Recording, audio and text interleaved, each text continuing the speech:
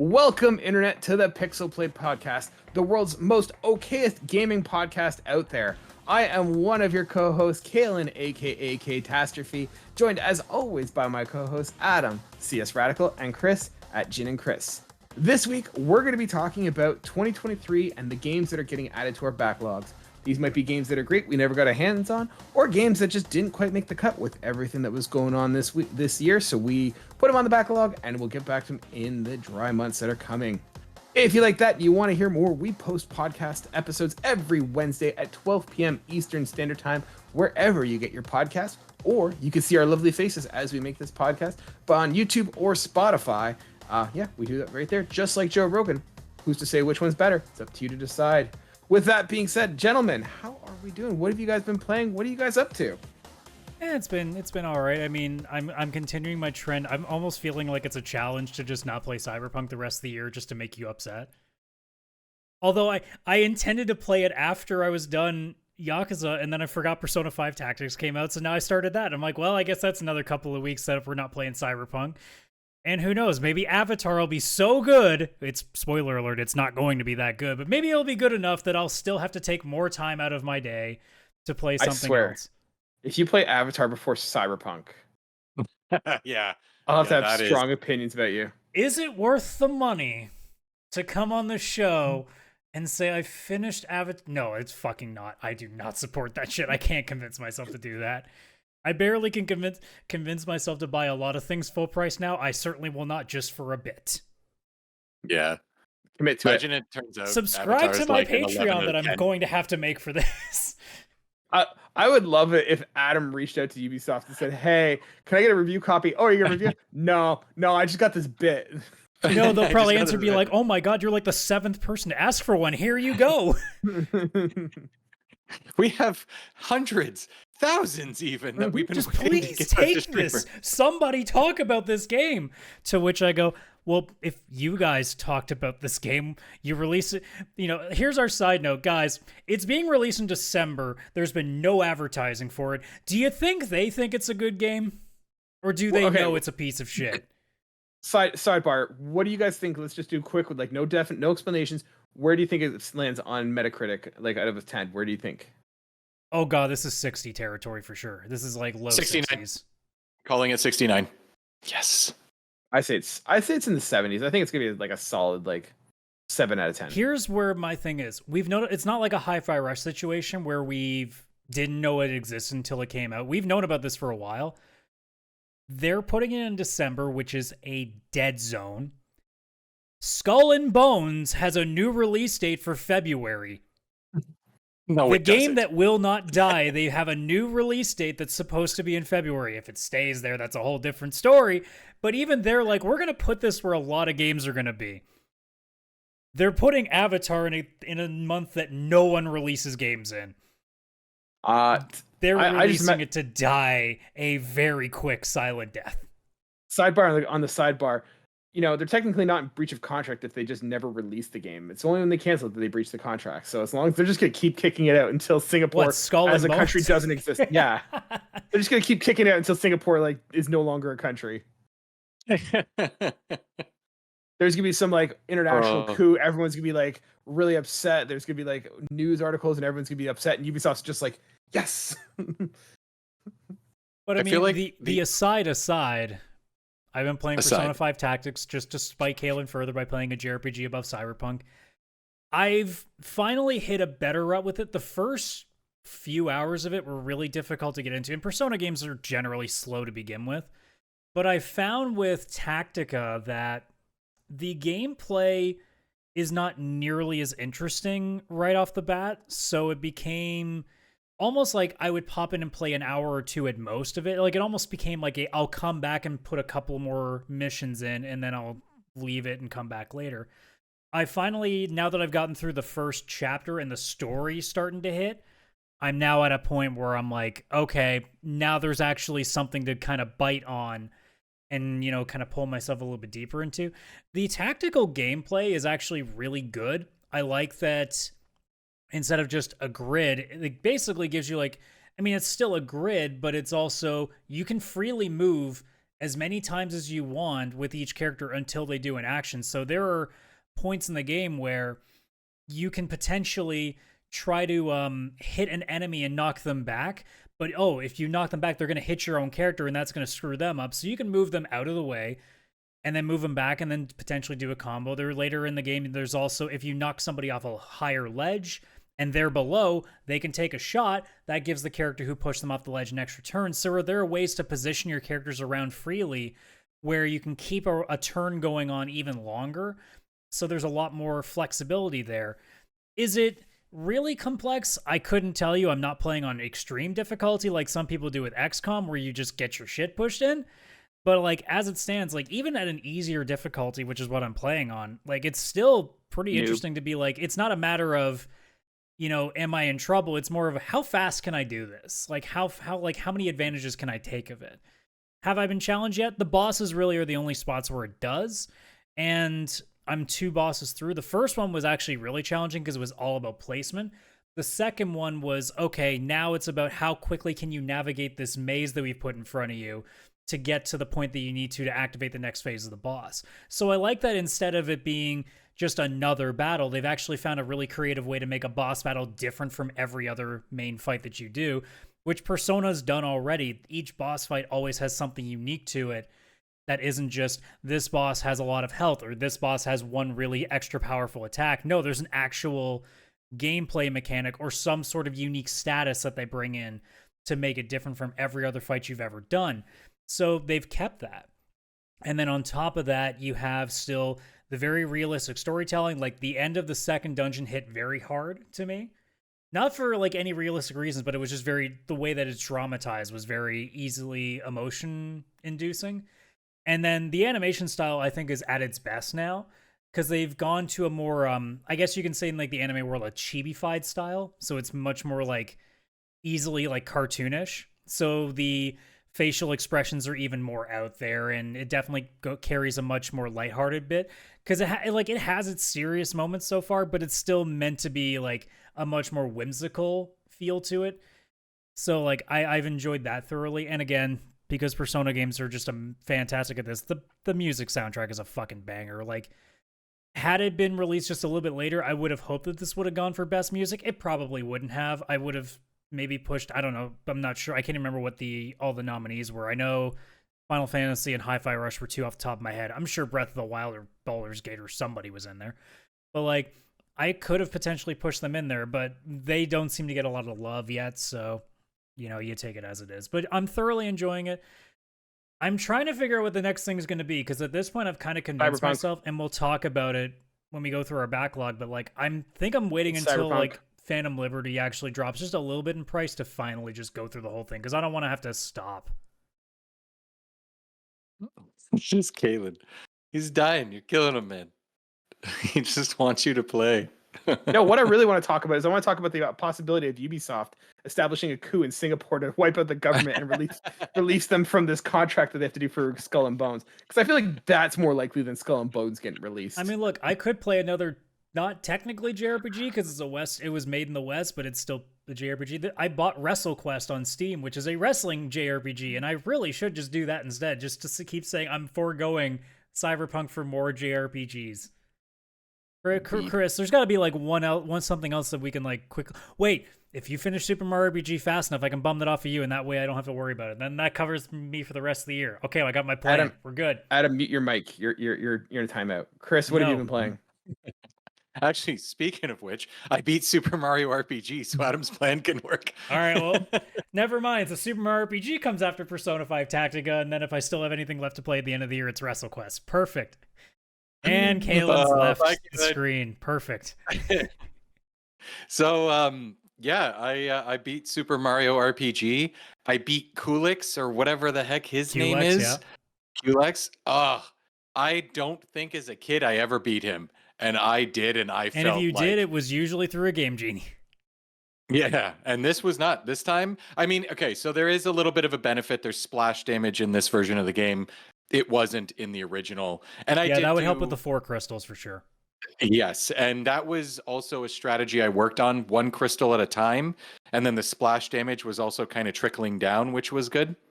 It is definitely easier. I still had to have the lazy shell armor on Peach and the lazy shell on Mario and like all the, kind of like super weapons, super armor. I didn't get like the hero armor and stuff like that, but I still did do every side quest, beat the game, beat Kulix, however you say the name.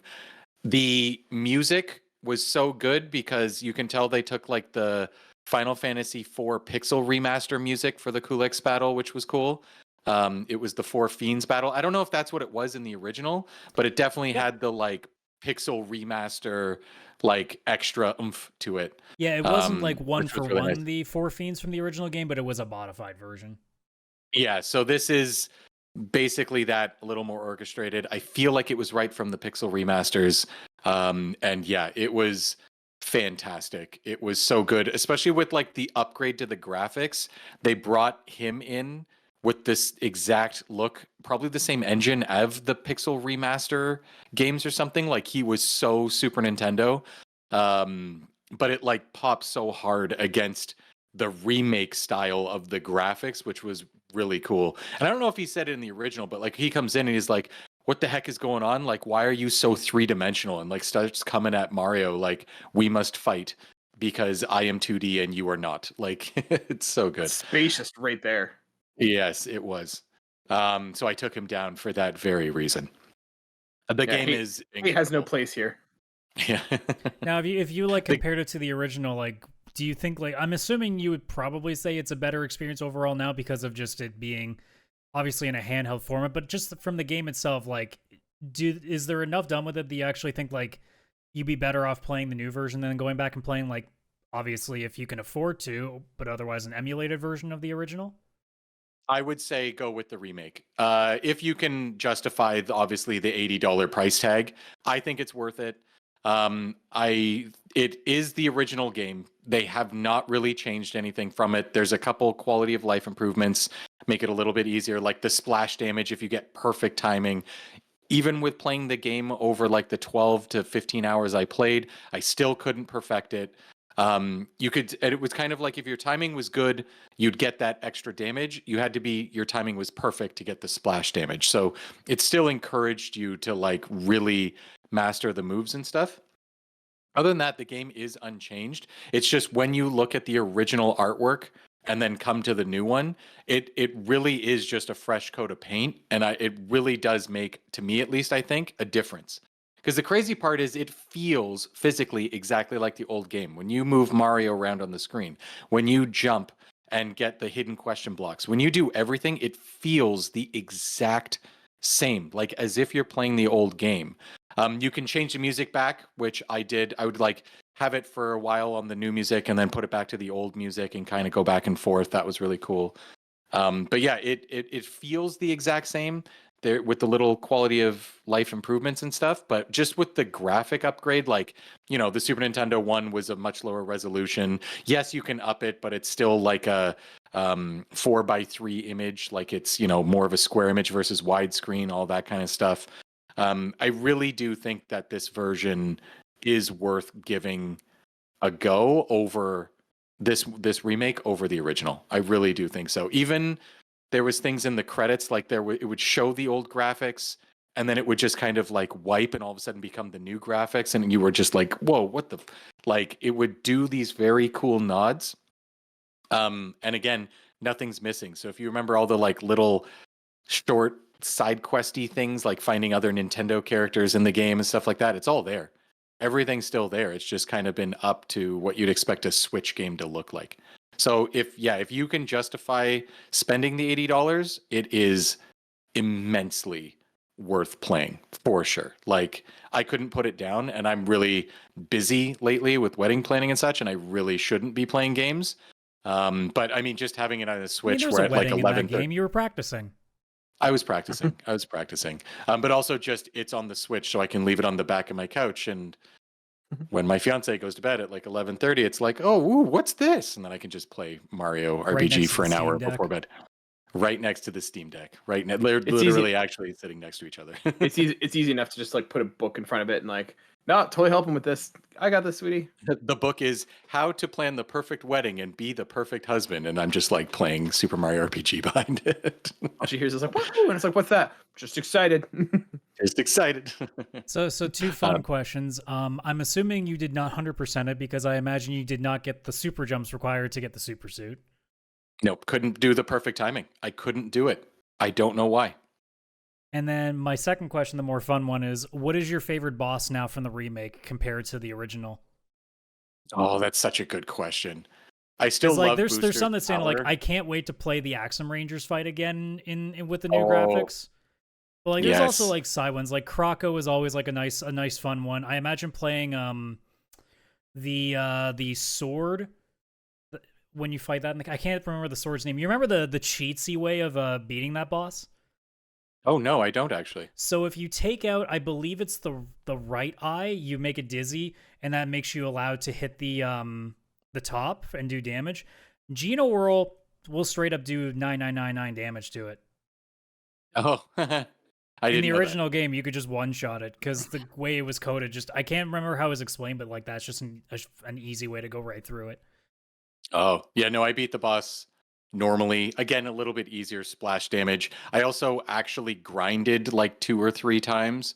I was level like 29 when I beat the game, which was way more than I needed. I was preparing for the Kulix fight, so the end of the game it was ridiculous. Whoa, my dog's barking.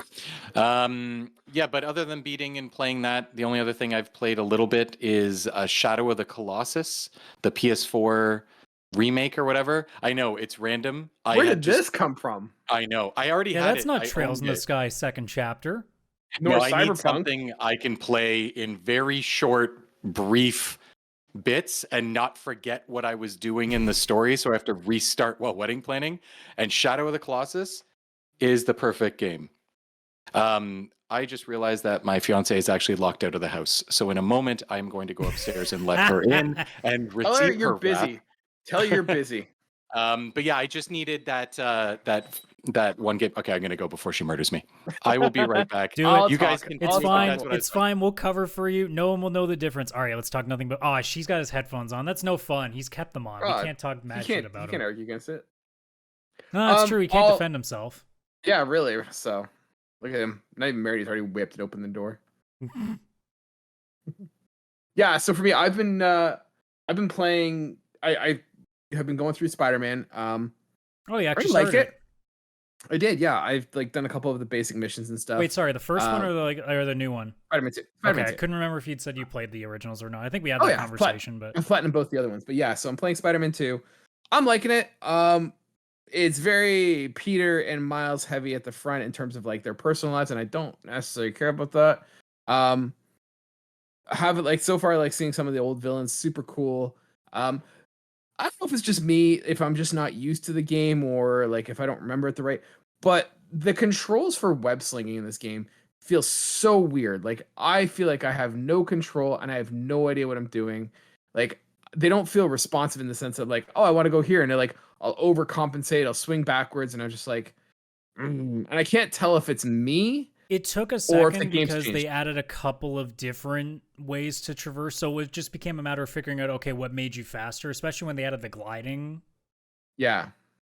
So yeah, it just became a matter because I know what you're talking, because I used like different methods to what I did in this game compared to what I would have done in one in Miles Morales. So it'll probably just be a case of once you unlock a couple more of the traversal abilities and you start to get a sense of like what the more fluent way for you is, you'll probably get to that same point I did.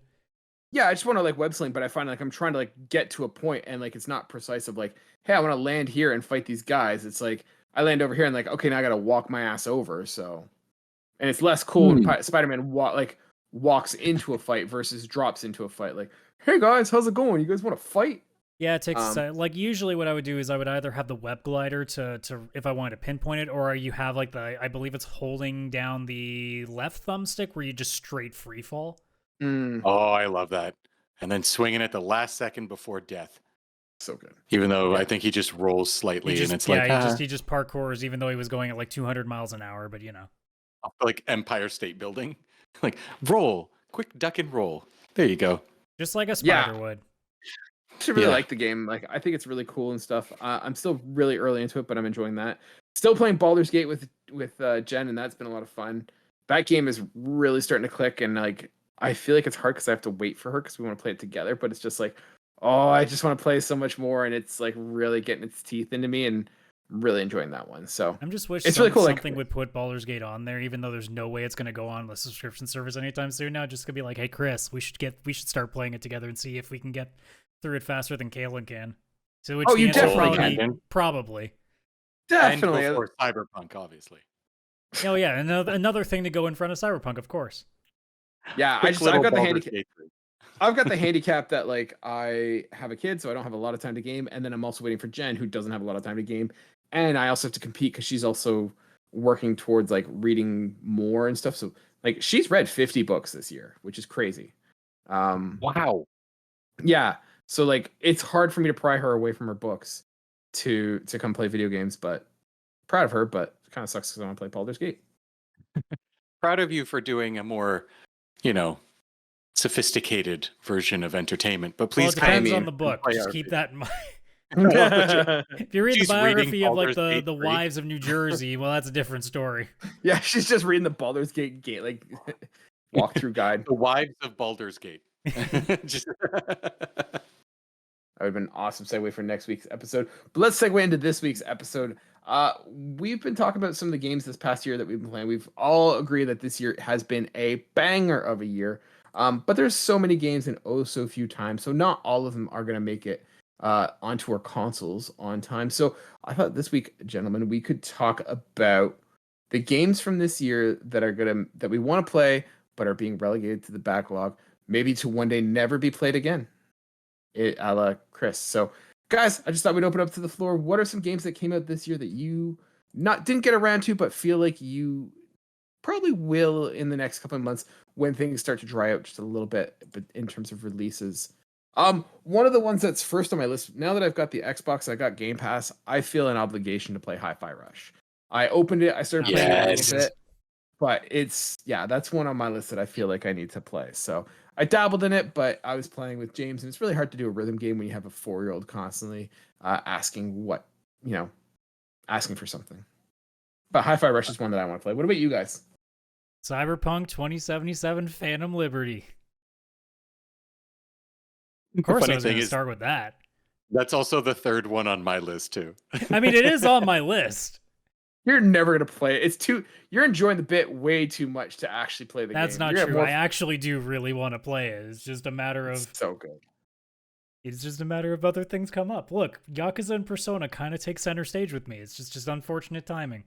I just have to make sure I play it before. Let me pull up the dates that I have. I have till January 26th before the next Yakuza game comes out, and that possibly takes my time away because in the span of a month, it will be Yakuza's second JRPG game, the Persona 3 remake, and then the Final Fantasy VII Part 2. So I should probably play Cyberpunk anytime between now and January. Let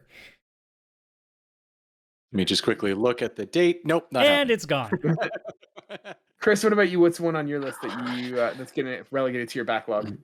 I've actually already put one in my backlog. Mm-hmm. I had one of those Nintendo vouchers that was expiring because you buy it as a set. It's like 130 Canadian dollars, and it gets you 2 Nintendo games, and it's like you can use it for pre-ordering. It's like pretty much the entire first-party library. It's the only way to get a discount on Nintendo first-party games, to be honest. So I like to use that every single time. And the only downside is you have, I think it's a year to redeem them. Usually it's not a big deal. Like I used it and I got Mario RPG and Mario Wonder like right away. The issue is I had one from earlier in the year. I don't remember what I used for the first game, but I got the notification like, yo, you've got like 30 days. And I was like, shit. So I went in and I was like, what's on my wish list that I do want to play that's a Nintendo first party? Not going to go, on sale or anything crazy. What should I pick? And I ended up picking that Fire Emblem Engage game. Oh, okay. I was sitting there being like, what would be left then? Because I'm sure you've played Metroid Dread already. I already have Metroid Dread, yeah, and Mario Rabbids 2. Yeah, no, I would never. That's one of those ones that will go 90% off. Do not waste a voucher on that. It's funny because I know we have one guy who listens to the show who's a big Mario Wonders fan, and he's probably yelling at us right now, being like, "Oh, it's a good game," and I just don't care. No. For the rabbits, yeah, I played the first one. It was fun. I got it for like $8 on sale. It was fun, but I have still zero. I'd never go back and play it again, and I really don't care about the sequel. It was more of a I have nothing to play on my Switch. My voucher's expiring in 2 days. But yeah, I got Fire Emblem Engage. So that came out this year, like in January. I ended up picking it up like almost halfway through the year, like May or something like that.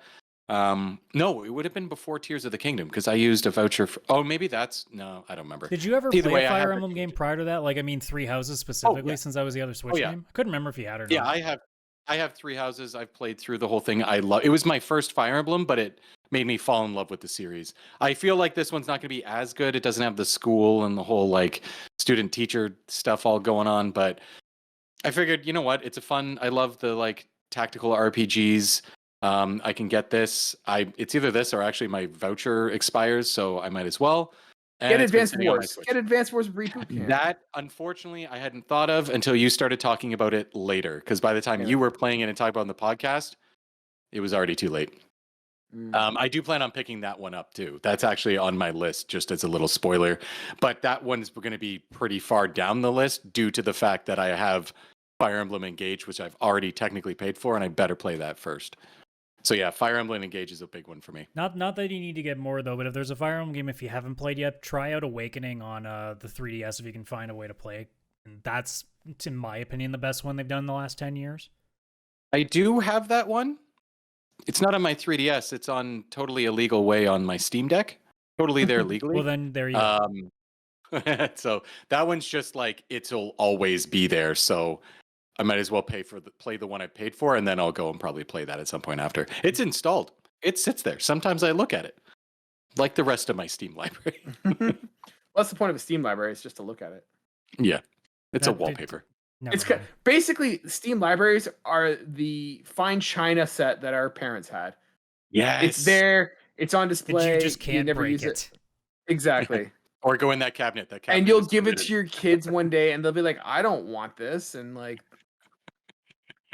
That's gonna be an interesting conversation. Can you imagine, like, if Steam stays around that long? Then it's like, oh god, like you make sure you put the passwords down as part of the will, being like, and I give to you my Steam library. That's actually the future. That's the scary. I think you're not wrong. One other one that I had on my list is like Chris. I want to go back to Advanced Wars Reboot Camp. I finished the first game, but I want to go play the second game because I mean the campaign and story are pointless and stupid, but the gameplay is just so much fun. If you just want like it feels like a board game, and it is so much fun to play. I've got Advanced Wars Reboot Camp on there.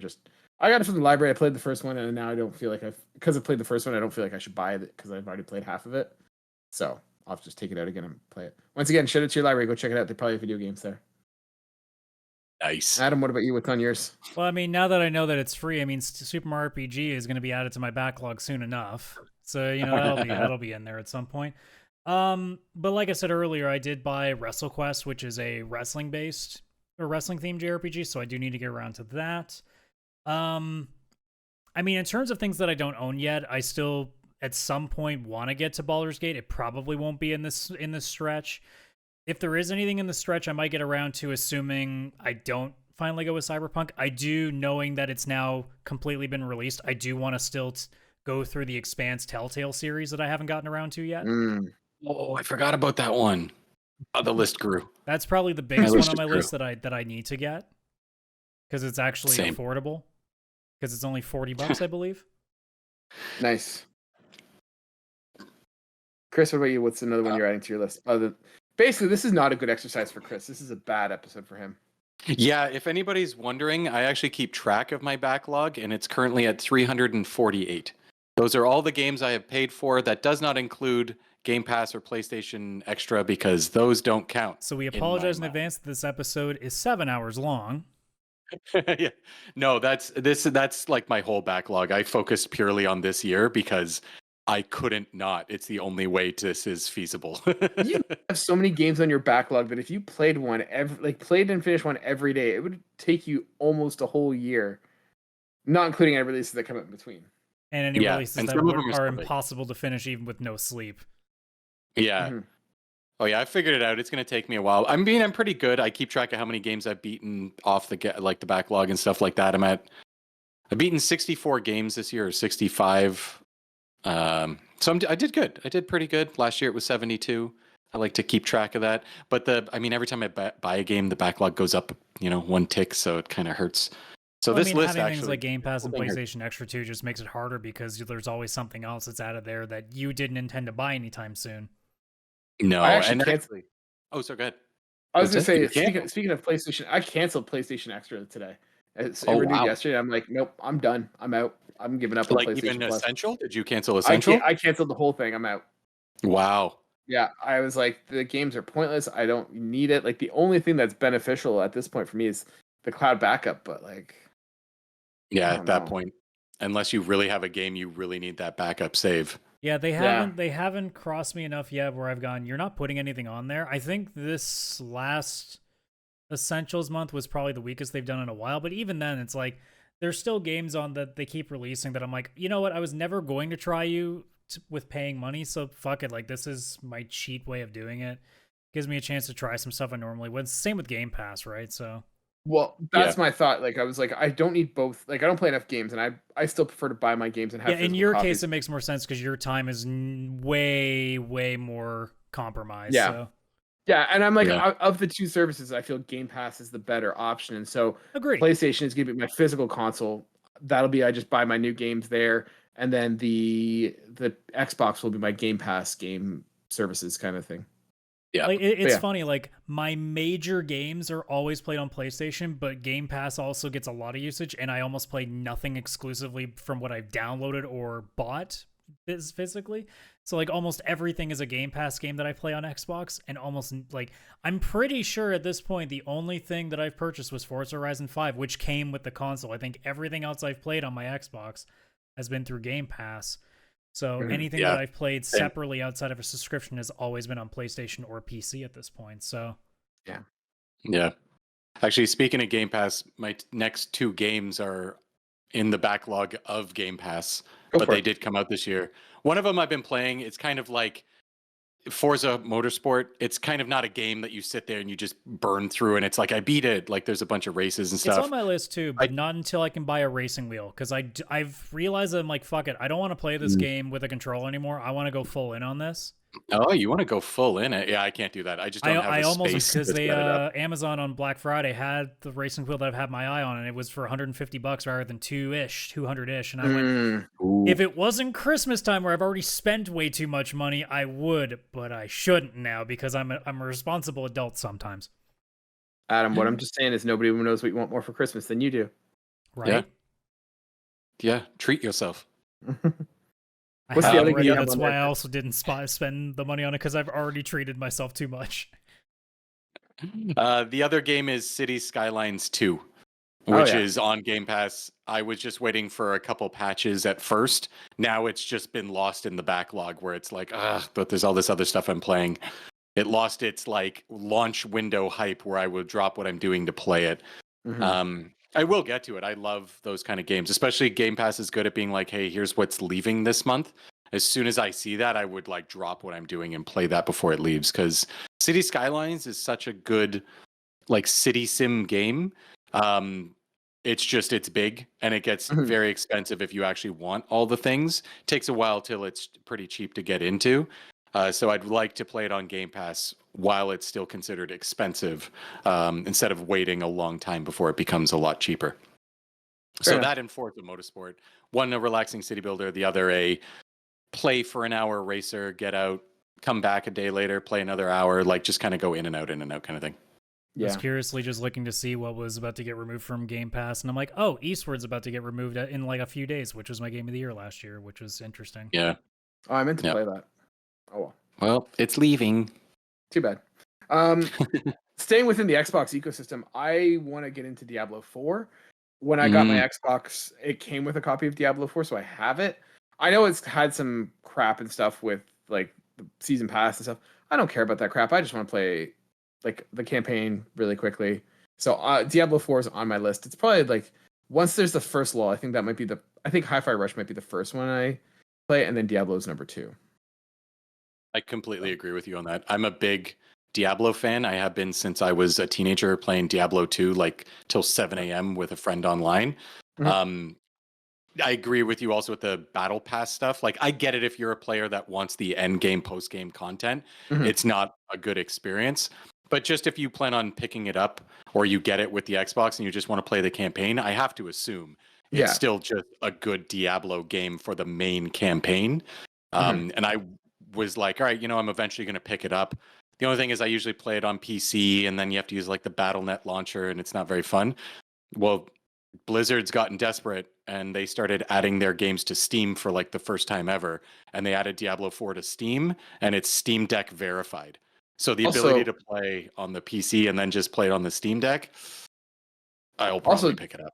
I imagine it's going to be on Game Pass any moment now with Activision now being part of the Xbox family. That's going to be the interesting thing for next year is seeing like how they roll things out with the new acquisition like now finalized. Mm-hmm. Yeah, that would be good. If that happened, I'll probably hold off. I have too much going on anyways, but yeah, if that you'll have plenty of time to wait and see at that point. Yeah, I'll hop in that immediately and start playing. And the good thing is Game Pass is also on PC, so if I wanted to play it on PC, I'll do that. Or maybe even Cloud Stream or xCloud or whatever it's called on the Steam Deck could do that too. Could play it everywhere. Yeah. Adam, what about you? What's one that you're adding to your backlog? I mean, that covers everything that I've purchased from this year, so it's now a matter of just waiting till things drop in price. Like I've said, Baldur's Gate 3 is the big one that I've got my eye on for obvious reasons. It's a matter, though, of I would need somebody to play it with. I don't plan on playing that solo. I think that's the kind of game that if I try to play it solo, I'm going to get bored almost immediately, and I don't want to have that case. I actually think it might be a better experience playing it solo. Like, that game feels like it's designed as a solo game. I love my wife. I'm having fun playing Baldur's Gate with her. Like, we don't often get a chance to play video games together, and I'm enjoying with her. But it is a bit of a frustrating experience because it seems like it's designed as a single-player game with a multiplayer kind of attached. Well, the reason that I'm thinking that I need to is because from trying out a game like Divinity Original Sin 2, it's not that I thought it was bad, but I didn't feel like I was enjoying myself all that much. And I think that a part of it, when I played it, I went, this is like really well put together, but I went, it's too quiet. Like I need something else.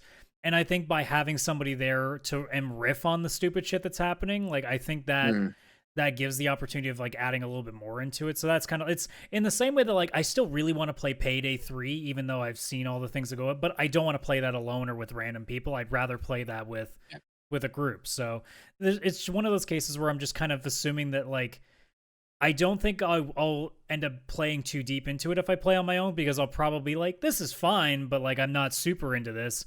And then I'll see the shiny thing and I'll go, ooh, what's this? And completely leave. Or at least if I play it with somebody else, there's a reason for me to keep coming back to it. Because like there are certain games that I have that I play with a group of friends that I don't ever really play on my own. But if they're online and they're playing it, I'm like, fuck yeah, I'll jump into that for a couple hours because it's easy to do so because I enjoy the game, but I don't enjoy it nearly as much if I don't have people there to laugh along with it. But that's totally fair. Like I get that point. Like what I was just saying though is that like there's some things like last night we were playing and we've got 2 new characters in our game, and like I was like, okay, like let's get into it.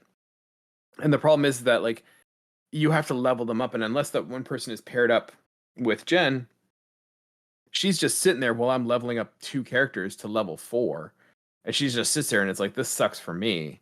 So like it feels like it's not designed, like it feels like an afterthought. But I totally get your argument there. Yeah, and I mean, aside from that, like, they'll probably not go down in price enough till they do their ultimate editions. But like, I do want to get through the story modes of both Mortal Kombat 1 and Street Fighter 6 because as much as I'm not like super deep into fighting games, I always love playing through story modes of games and getting a hold of all that stuff because it reminds me of when I was a kid, always loving to play Street Fighter Turbo 2 or Mortal Kombat 1 through 3 or anything like that, or even like Soul Calibur 2 and 3. Like, I always love the story modes more than anything. I wish that there was a way for me to pay a partial price so I can only access the offline modes in these games. Like, I wish that would exist so people like me could like actually, like Capcom, I want to give you my money, but I'm not giving you all of the money to put like 25% of the content in. Like, I'm not doing that. So I have to wait until they do their really cheap editions, or if it just goes down so far in price because it's been 6+ months. That's a Call of Duty conundrum. Yeah. I mean, it used to not be that way, and then they decided to basically become the Madden of shooters, and I went, well, I can wait or just not, which, as someone who has no inclination to want to play with online randoms anymore, I just don't. Yeah. One that's on my list that I want to play, and I dabbled in it, but it just didn't hit right because I wanted to play Cyberpunk instead. That was Armored Core 6. So I never played an Armored Core game. It seems like it's a cool game. I like the whole mech assault stuff, and I don't know. It came out and it kind of like, I didn't light the world on fire, especially from a FromSoft game. But I figure when that game goes on sale for $20, I'll pick it up and give it a shot and see how it goes, or get it from the library. Nice.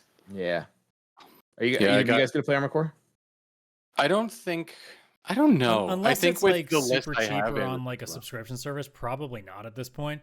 Not because I don't want to, but because by the time that like it starts to really drop in price, I'm gonna be so deep in so many other things, because we're talking about potentially like the spring into the summer where we're gonna, because you look at what's going for 2024. I'm sure we'll do first episode of January or something like that. We'll go over like what the next year is looking like, but like as of right now, it's pretty quiet once we get into April because just nothing's been announced yet. I'm sure the Game Awards will fix some of that. GDC in March will do the same, and then obviously anything just straight up trailer launch announcements. But like for like the first few months, it's relatively busy, but not too much. But we know that once we get into the spring, like we're gonna have so many more things coming, assuming that we're still getting that constant run. So like it just feels like one of those games that a lot of games do, where AAA wise you look at and be like, I want to, but I think you just aren't big enough for me to get around to at this point, which is just kind of the general feeling. And some of other games have been like that. Like, I'm amazed I even got the chance to try Elden Ring, even though I knew I wasn't going to get too deep into it, but I'm glad that I at least got it out of my system. Armor Core is a similar story where I'm just like, I really want to try you, but not enough that I'm going to pay the amount of money it's going to take right now. And by the time it's cheap, there's always a chance that there's going to be like 10 other things I have in my back pocket that I want to go after first. Yeah, I feel like if it came to Game Pass, I would play it. But if I had to buy it, I don't think I would be willing to drop everything else already on the purchase list to instead purchase that. Yeah, if it's on Game Pass and there's like a week lull where I'm like waiting for something to come out and I don't want to start anything major, that'd probably be a great opportunity. But there always could be other things that are also in that point too. I'm not even sure Armored Core would beat those either. So fair enough. Yeah. Chris, what's one on your list? I've got a pretty good one that I know everybody's dying to play, and that is Sonic Superstars. Pretty sure I'm the only person excited to actually play this. Yeah. I do really want to play it. I'm a huge Sonic fan, huge Sonic nerd. You can see the Sonic shrine behind me. Yeah. It's a 2D Sonic. Like, it's not a stupid freaking like trying to go 3D. Sonic Frontiers was good to me. Like, it was fine. But I mean, this is definitely where I feel Sonic is at its best. I don't think it's going to be as good as Sonic Mania or anything like that, which is why I didn't purchase it day one. Sonic Mania coming out, also being like, I think $40 or $50 was like a day one purchase for me. Whereas this, it's kind of like, it's only a Sonic game. It's not even a collection of like 4 Sonic games. I know I'm going to beat this. I'm good at Sonic games. I've played a lot of them. I'm going to be done in like 3.5 hours. Like, beginning to end, I'm going to beat the whole game. I'll get all the Chaos Emeralds. I'll be done. Like, it's not going to be a huge challenge unless the achievements are something fun to go for, which I don't know if they would be. Usually Sonic achievements are like, collect 1 million rings over many playthroughs. And it's like, I'm not doing that. But yeah, I do want to pick it up, but it's definitely a wait till it goes on sale. Pick it up probably on the Steam Deck and then just go for it. Like, just play my 4 to 5 hours of Sonic probably in a single day and then be done with it. But yeah, that definitely needs to be a pretty hefty discount for a 1 day's worth of entertainment for me. Fair enough. Adam? Yeah. I mean, that covers everything that came out this year. So at this point, I would be talking about stuff that's just in my backlog in general. Okay. For me, there's I've got 2.5 left. One of the big ones that I'm most excited for, and we're now getting into Christmas territory. So those of you who want to get me a Christmas present, it's particularly just for Jen, who doesn't listen to the podcast. It's just, wishful manifestation. Assassin's Creed Mirage. I am so excited to get back into classic Assassin's Creed. Assassin's Creed is one of my favorite franchises ever, and so to get back into classic stealth stabbing, I'm very excited for. So hopefully, I've kind of put the feelers out there. That's what I'd like for Christmas, and so we'll see if Jen passes it along to someone who wants to grab that. And then I'm so that's one of my disappointed that I didn't get into that, but I think that has more to do with just open world games in general than it does Assassin's Creed. The Venn diagram of like the perfect game for Kaylan is like, hey, do you like stealth games? Yes. Do you like history? Yeah. Well, have I got the series for you? And it hits so well. And I've been starting to get and then disappointed. There's the other part of the top there that kind of bleeds in that goes, hey, do you also like weird ass plots where they go into space and there's this weird like, gods from like thousands and thousands of years ago? And that's the JRPG side of Assassin's Creed, and I don't like to talk about it. That's the history part, guys. God. That's the JRPG side that tries to squeeze in. I'm like, I mean, no, yeah, technically no place it's for Poseidon, and it's yeah, I can't really justify, can I? No. The other one I have is Mario Wonder. I find since like my son's been around more and more, and like he's starting to get into video games, like I'm using my Switch a lot more than I used to, and to have something that's family friendly that I can play on the TV while he's doing whatever the hell he does, it really appeals to me. And like Mario's just such a reliable franchise. Like they don't make bad Mario games. Like even Mario is like the pizza of video games. Even a bad Mario game is still a good game. So yeah, and this is good pizza. This is this is good. This is good pizza. So yeah. Those are the big two on my list. So nice. What's the half? You said 2.5. Honestly, so Alan Wake 2. I'm not like super interested in it. Like I'm not like I need to go out and play it, but it's getting so much hype and it's being talked about so much that like I'm not into spooky games. I'm not into like the whole horror thing. I liked Control, so like might be one of those things I pick up eventually, but it's not like if I get around to it, if I'm in a bored moment, like I'll try Alan Wake 2, but it's not something that's like I need to get to this. So I wish I was braver. That game does look like beautiful, and I loved Alan Wake 1. Scared the crap out of me, but still loved it. And obviously Control. Like Remedy's just such a good developer. Quantum Break, just like all of them, like such good storytelling and stuff. Yeah. But yeah, that game, from what I've seen, I have a friend who's playing, and like every screenshot he's shown me, it's just like nightmare fuel. So I'm like, cool, I'm just never playing this. Cool, ever. There's no way. I wish I wasn't so scared so I could, but not going to happen. Yeah. I was interested when you said half. I just like that they decided for one of their songs in Alan Wake 2 to make this really cheesy music video. If you look up Old Gods of Asgard, Herald of Darkness, they did this weird like interpretive dance music video, and it's so fucking stupid, and I love the fact that they put that together. Because also, side note, Old Gods of Asgard has been one of the best things that has come out of Remedy, because that music is fucking good. They're really good at what they do. Because like, obviously, like, has everybody here played through of Control? Yes. So you know that one level where you're in this essentially like Inception kind of maze room, and they play that heavy metal track in there? That's Old Gods of Asgard. It's so fucking legit, and like I would, if they legitimately did a new like an actual concert out here, I would 100% go and see that, because that sounds like a fucking good time. Oh yeah. So like, there's a part of me that also wants to play Alan Wake 2, but again, there's also like the Chris part of my brain that goes, no, I'm not. Just me yelling in there. I'm like, you idiot! Don't do it. It's scary. I say Get out of there, man. With a backlog that doesn't have anything to do with this year, I still have Resident Evil 2 remakes sitting on my console being like, do you want to try me? And I'm like, I do. I don't, but I do. But I don't. All right, Chris, wrap it up. What do you got left on your list? I've only got one left, and I think it came out this year. I'm like 99% sure it came out this year. Octopath Traveler 2. Yes. JRPG. that 2.5D style where it's like pixelated characters in a 3D world. I don't know. I just love that art style. Thing is, I already picked up Tactics Ogre, which is a remake of the Super Nintendo game done by basically the Octopath Traveler developers. It looks almost the same because they went with the exact same art style and everything. And I haven't played that yet. It doesn't count as this year because I picked it up December 2022 in the Steam Winter Sale. It's in the other backlog, all the games we don't talk about from previous years. And I need to still beat that. It's the only game I actually bought in recent Steam sales that I still haven't gotten to just because so many other JRPGs have been in the way.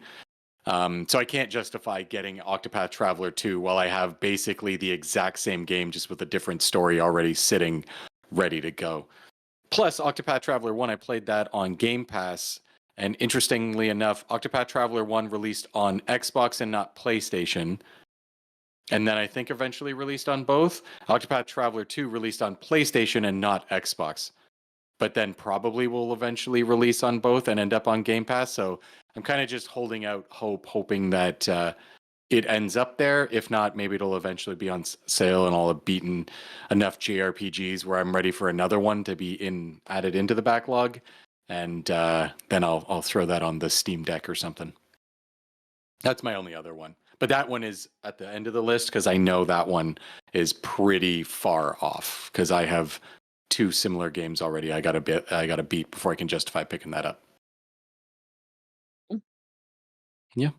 So that, ladies and gentlemen, are the games that we are not going to be voting for our game of the year next year. So kind of a little bit spoiler there. And that's going to be it for us this week. Thank you so much for sticking around. If you like that and you want to see more, like I said, we post every week on Wednesdays at 12 p.m. on youtube.com or wherever you get your podcasts. We also do a little bonus episode on YouTube called Side Quest. We just quickly talk about a topic, usually 15, 20 minutes. But there's not going to be any this week or next week as we've got some special events going on. Actually, that reminds me, Adam did the reminder raising of his glasses. Next Friday, is it Friday? When's the Game Awards, Adam? It's Thursday on the 7th of December. Thursday, the 7th of December. Adam is going to be streaming live, watching the Game Awards. Feel free to join him. He's going to be talking about all the awards that are going on. Adam, where can they find you for that live stream? Oh, that'll just be on this channel. I'll stream live to YouTube. There you go. There you go. So you can go there if you want more. And as always, that's going to be it for us. If you want to be part of the episode, you can always reach out to us at linktr.ee/pixelplaypodcast.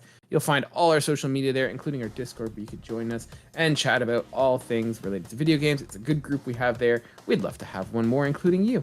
So with that, thank you so much, and we'll see you guys next week. Bye for now.